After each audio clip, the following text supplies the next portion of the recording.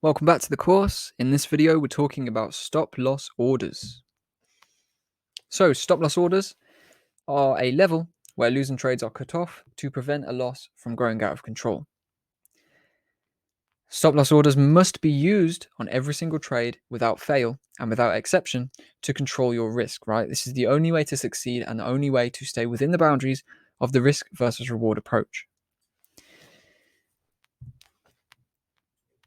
To comply with our risk reward strategy, we have to pre-plan stop loss orders before we enter any trade. Now, that means before we even think about jumping into a position, you have to work out where your stop loss is going to go, because we then calculate position size according to the stop loss. And then that is how we make sure we are risking that set hypothetical $1 per trade.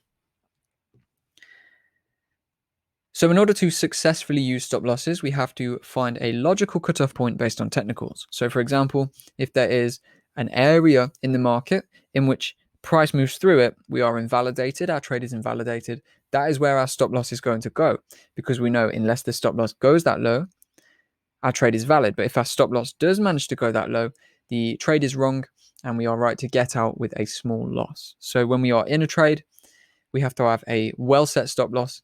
And a good note as well is when we are in that trade, the stop loss must be kept firmly in place. You cannot move your stop loss further away, because that's going to break your risk reward strategy by making your risk bigger on this trade than it normally is on other trades. So why can we not move our stop loss? If you move your stop loss, it's going to lead to an inflated loss, as I just said.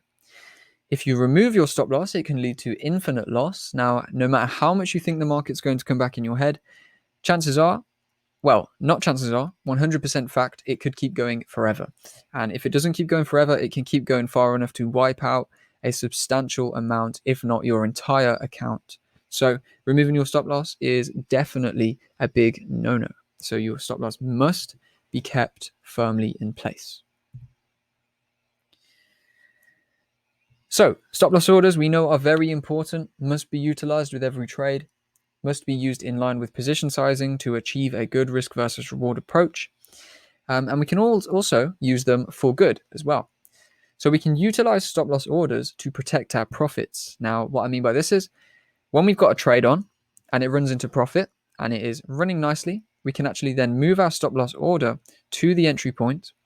And when that stop loss order is now sitting at the entry point of our trade, it means that we can no longer lose, right? If the market comes back down away from our profit. So, right, say we enter, market moves up, we move our stop loss to the entry. Then when the market moves back down again, if it was going to cross over into loss, it will close us out at the entry point.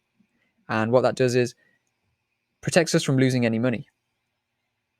So when it runs far enough into profit, we can even then use our stop loss to move into profit, okay?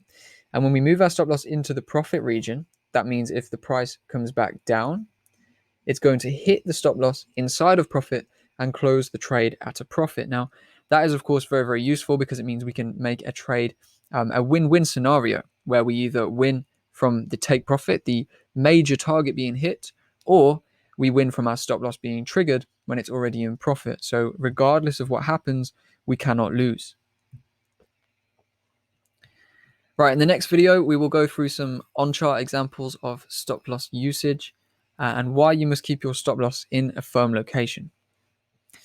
I'll show you how you can utilize a stop loss to protect profits as well.